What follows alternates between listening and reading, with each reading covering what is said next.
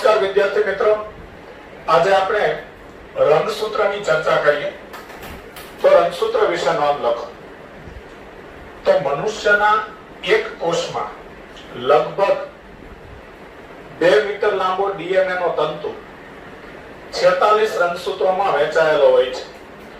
એટલે આપણે આગળના લેક્ચરમાં કોષ કેન્દ્રની ચર્ચા કરી હતી.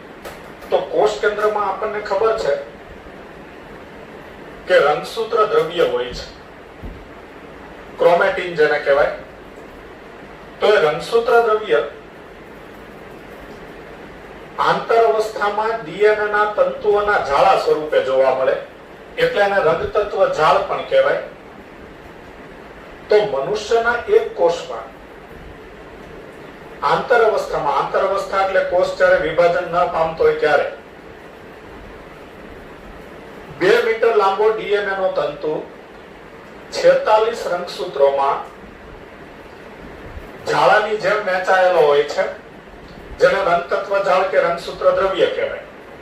પછી જ્યારે કોષ વિભાજન થાય ત્યારે આ રંગતત્વ જાળમાંથી એક એક રંગસૂત્ર છૂટું પડે અને દરેક રંગસૂત્ર માઇક્રોસ્કોપમાં વ્યક્તિગત રીતે જોઈ શકાય. તો મનુષ્યના એક કોષમાં લગભગ 2 મીટર લાંબો ડીએનએ નો તંતુ 46 રંગસૂત્રોમાં વહેંચાયેલો હોય છે. દરેક રંગસૂત્રમાં આવશ્યક એક પ્રાથમિક ખાંચ અથવા સેન્ટ્રોમિયર હોય છે. અહીંયા આ રંગસૂત્રની આકૃતિ છે.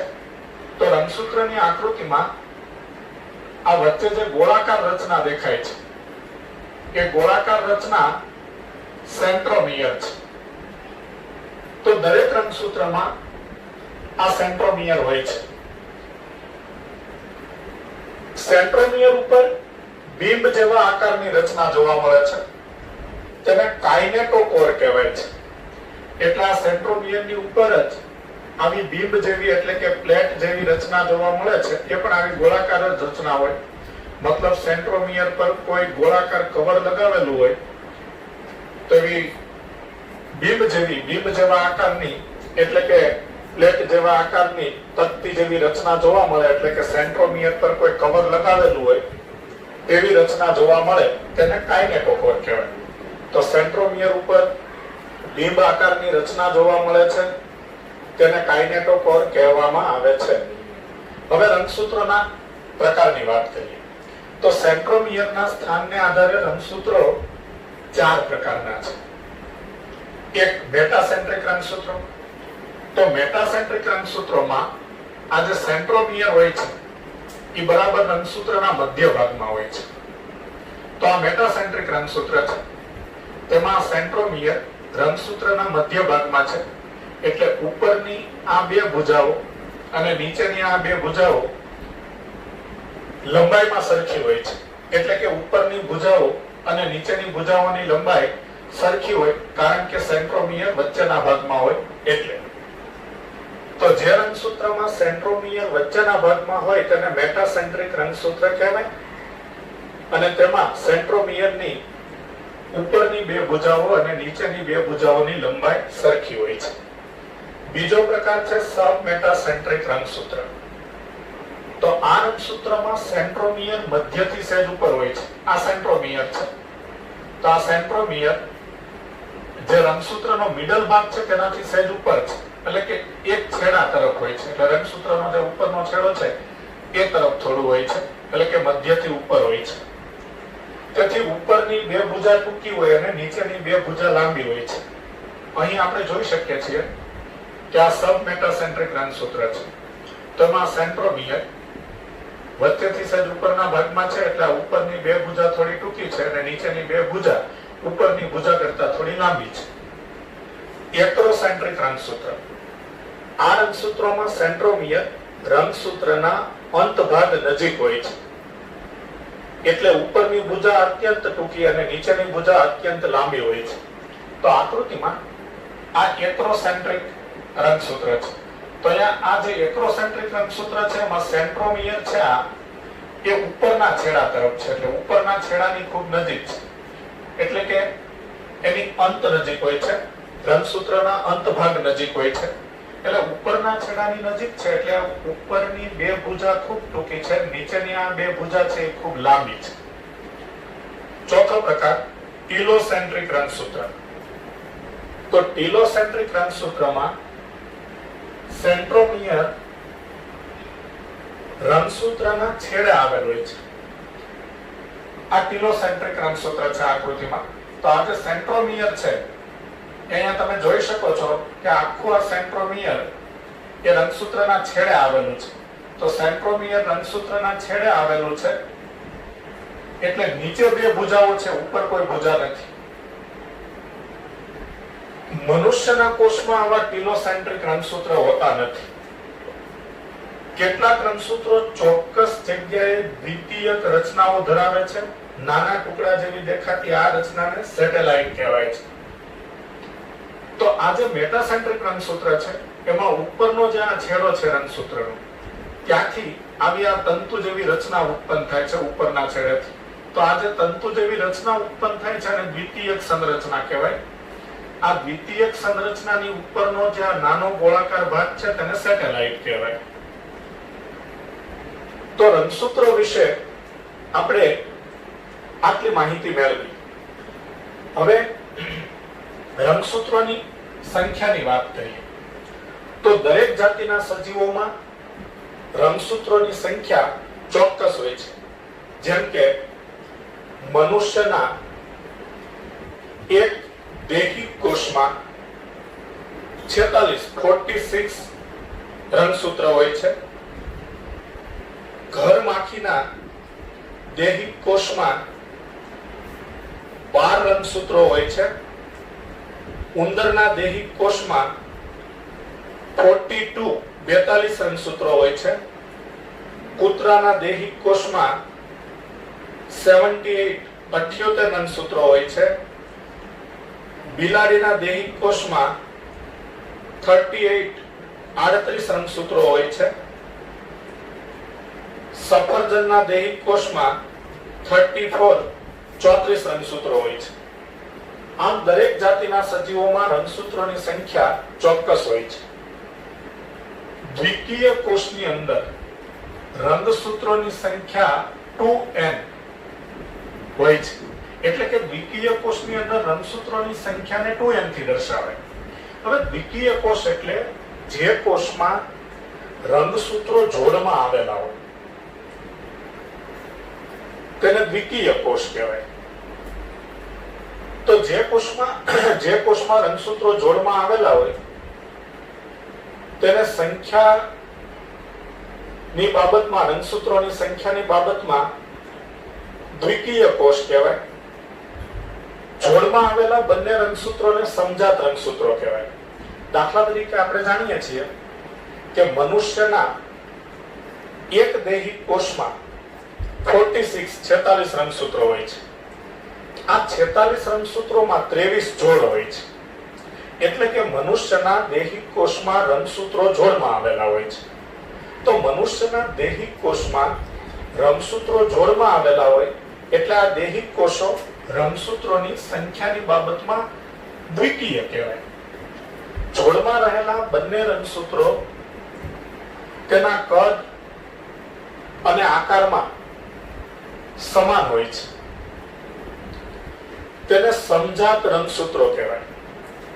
તો દરેક જોડના બંને રંગસૂત્રો કદ અને આકારમાં સમાન હોય છે તેને સમજાત રંગસૂત્રો કહેવાય. આ સમજાત રંગસૂત્રોની જોડમાં એક રંગસૂત્ર તે સજીવને તેના પિતા પાસેથી પ્રાપ્ત થાય છે અને બીજું રંગસૂત્ર માતા પાસેથી પ્રાપ્ત થાય છે. એટલે કે જે સજીવો દ્વિકીય સંખ્યા ધરાવે છે, એટલે કે જે સજીવોના કોષો રંગસૂત્રોની દ્વિકીય સંખ્યા ધરાવે છે તેના દરેક કોષમાં રંગસૂત્રો, એટલે દૈહિક કોષમાં, તેના દરેક દૈહિક કોષમાં રંગસૂત્રો જોડમાં હોય છે અને જોડમાં રહેલા બંને રંગસૂત્રોને સમજાત રંગસૂત્રો કહેવાય. આ સમજાત રંગસૂત્રોમાં તે સજીવને એક રંગસૂત્ર તેના પિતા તરફથી પ્રાપ્ત થયેલું હોય અને એક રંગસૂત્ર તેની માતા તરફથી પ્રાપ્ત થયેલું હોય છે. એકકીય કોષની અંદર રંગસૂત્રોની સંખ્યા n હોય છે. એકકીય કોષ એટલે જે કોષમાં રંગસૂત્રો જોડમાં ન હોય, એટલે કે સમજાત રંગસૂત્રોની જોડ ન હોય, એવા કોષને એકકીય કોષ કહેવાય. દાખલા તરીકે મનુષ્યના પ્રજનન કોષો છે, પુરુષના શુક્રકોષ અને સ્ત્રીના અંડકોષ, એમાં 23 જોડ ન હોય રંગસૂત્રોની, પણ માત્ર 23 રંગસૂત્રો હોય, એટલે તેને રંગસૂત્રોની સંખ્યાની બાબતમાં એકકીય કોષ કહેવાય. તો વિદ્યાર્થી મિત્રો, આ બે શબ્દો ખાસ સમજવા જરૂરી છે. દ્વિકીય કોષ અને એકકીય કોષ એટલે શું? તો જે કોષમાં રંગસૂત્રો જોડમાં આવેલા હોય તેને દ્વિકીય કોષ કહેવાય, અને જે કોષમાં રંગસૂત્રો જોડમાં આવેલા ન હોય તેને એકકીય કોષ કહેવાય. પ્રજનન કોષો હંમેશા એકકીય હોય. કોઈ પણ સજીવના પ્રજનન કોષ હંમેશા એકકીય હોય. પ્રજનન કોષ અને દૈહિક કોષ, એમાં આપણે આ રંગસૂત્રોની સંખ્યાની વાત કરી કે જે સજીવો દૈહિક કોષોમાં દ્વિકીય રંગસૂત્રો ધરાવે છે તેના પ્રજનન કોષોમાં પણ રંગસૂત્રોની સંખ્યા હંમેશા એકકીય હોય. દૈહિક કોષો એટલે સજીવના શરીરમાં પ્રજનન કોષો સિવાયના તમામ કોષોને દૈહિક કોષો કહેવાય. દાખલા તરીકે મનુષ્યમાં પુરુષના શરીરમાં શુક્રકોષ એ પ્રજનન કોષ છે, અને પુરુષના શરીરમાં શુક્રકોષ સિવાયના બધા કોષોને દૈહિક કોષો કહેવાય. એટલે હાથના બધા કોષો, પગના બધા કોષો, આંખોના કોષો, જઠરના કોષો, ફેફસાના કોષો એ દૈહિક કોષો કહેવાય. શુક્રકોષ એ પ્રજનન કોષ છે. સ્ત્રીના શરીરમાં અંડકોષ એ પ્રજનન કોષ છે. તો સ્ત્રીના શરીરમાં અંડકોષ સિવાયના બાકીના કોષોને દૈહિક કોષો કહેવાય. એટલે કે હાથના કોષો, પગના કોષો, આંખોના કોષો, જઠરના કોષો વગેરે દૈહિક કોષો કહેવાય, અને સ્ત્રીના શરીરમાં અંડકોષ એ પ્રજનન કોષ છે. એટલે પ્રજનન કોષો સિવાયના કોષોને દૈહિક કોષો કહેવાય. જે સજીવોના દૈહિક કોષોમાં રંગસૂત્રોની સંખ્યા દ્વિકીય હોય છે તે સજીવોના પ્રજનન કોષો પણ રંગસૂત્રોની સંખ્યાની બાબતમાં એકકીય હોય છે. એટલે પ્રજનન કોષો હંમેશા રંગસૂત્રોની એકકીય સંખ્યા ધરાવે છે. એટલે દરેક સજીવોના જનન કોષ એટલે પ્રજનન કોષમાં એક જ રંગસૂત્ર હોય છે, તેથી પ્રજનન કોષ હંમેશા એકકીય હોય છે. જનન કોષમાં રંગસૂત્રોની સંખ્યાને જીનોમ કહેવાય છે. હવે આપણે રંગસૂત્રના કાર્યની વાત કરીએ તો રંગસૂત્રો જનીન ધરાવે છે. એટલે આ રંગસૂત્ર છે અને આ રંગસૂત્રની અંદર આ ડીએનએ નો તંતુ હોય. તો આ જે ડીએનએ નો તંતુ છે એ ડીએનએ નો તંતુ એની ચોક્કસ લંબાઈ એ એક જનીન કહેવાય. એટલે દાખલા તરીકે આટલી લંબાઈ એક જનીન છે, બીજી આટલી લંબાઈ એક જનીન છે. એટલે રંગસૂત્રમાં ડીએનએ નો તંતુ હોય અને ડીએનએ ના તંતુની ચોક્કસ લંબાઈ એ એક જનીન હોય છે, એક જનીન કહેવાય. તો રંગસૂત્રો જનીન ધરાવે છે, તેથી આનુવંશિક માહિતીનું વહન કરે છે. આનુવંશિક માહિતી એટલે માતા પિતાના જે લક્ષણો તેની સંતતિના વારસામાં આવે તેને આનુવંશિક લક્ષણો કહેવાય. તો આનુવંશિક લક્ષણો રંગસૂત્રો દ્વારા પિતૃમાંથી સંતતિને પ્રાપ્ત થાય છે. બંધારણીય પ્રોટીનના સંશ્લેષણનું નિયમન કરે છે. તો રંગસૂત્રો બંધારણીય પ્રોટીનના સંશ્લેષણનું નિયમન કરે છે કારણ કે આપણે હમણાં વાત કરી કે રંગસૂત્રો જનીન ધરાવે છે અને જનીનનું કાર્ય છે પ્રોટીન સંશ્લેષણ. જનીન પ્રોટીન સંશ્લેષણના કાર્ય માટે જવાબદાર છે. એટલે બંધારણીય પ્રોટીનનું સંશ્લેષણ નું નિયમન રંગસૂત્રો કરે છે, અને તેથી કોષ વિભાજન અને કોષની વૃદ્ધિમાં રંગસૂત્રો મદદ કરે છે. કોષીય ચયાપચયનું નિયમન કરે છે કારણ કે રંગસૂત્રો જનીન ધરાવે. જનીન પ્રોટીન સંશ્લેષણની ક્રિયા કરે, આ પ્રોટીન ઉત્સેચકો બનાવે અને ઉત્સેચકો કોષની ચયાપચયનું નિયમન કરે. એટલે આપણે એમ કહી શકીએ કે કોષીય ચયાપચયનું નિયમન રંગસૂત્રો દ્વારા થાય છે. રંગસૂત્રો આપમેળે સ્વયંજનન પામે છે. તો કોષ વિભાજનના ટોપિકમાં આપણે ચર્ચા કરીશું કે કોષ વિભાજનની ક્રિયા પહેલા કોષ આંતર અવસ્થામાંથી પસાર થાય. એટલે આંતર અવસ્થા પૂરી થાય પછી કોષ વિભાજન થાય. તો આંતર અવસ્થાના એ તબક્કામાં આંતર અવસ્થામાં ત્રણ તબક્કા આવે, G1, S અને G2. જે આપણે 11મા ધોરણના બાયોલોજીમાં 10મા ચેપ્ટરમાં અભ્યાસ કરીશું. તો તેમાં S તબક્કામાં DNA નું સ્વયંજનન. DNA નું સ્વયંજનન થાય એટલે એક રંગસૂત્રમાં આવી બે રંગસૂત્રિકા બને. એટલે એક રંગસૂત્રમાં આવી એક રંગસૂત્રિકા હોય અને પછી DNA નું સ્વયંજનન થાય એટલે બીજી રંગસૂત્રિકા બને. એટલે રંગસૂત્રો આપમેળે સ્વયંજનન પામે છે. તો છેલ્લે આ ચર્ચા થઈ રંગસૂત્રના કાર્યની. રિપીટ કરું, રંગસૂત્રો જનીન ધરાવે છે, તેથી આનુવંશિક માહિતીનું વહન કરે છે. આનુવંશિક માહિતીનું વહન એટલે પિતૃના લક્ષણો તેની સંતતિમાં વારસામાં આવે. બંધારણીય પ્રોટીનના સંશ્લેષણનું નિયમન રંગસૂત્રો કરે છે અને તેથી કોષ વિભાજન અને કોષની વૃદ્ધિમાં મદદ કરે છે. કોષીય ચયાપચયનું નિયમન કરે છે. રંગસૂત્રો આપમેળે સ્વયંજનન પામે છે. તો આ વાત થઈ રંગસૂત્રોની.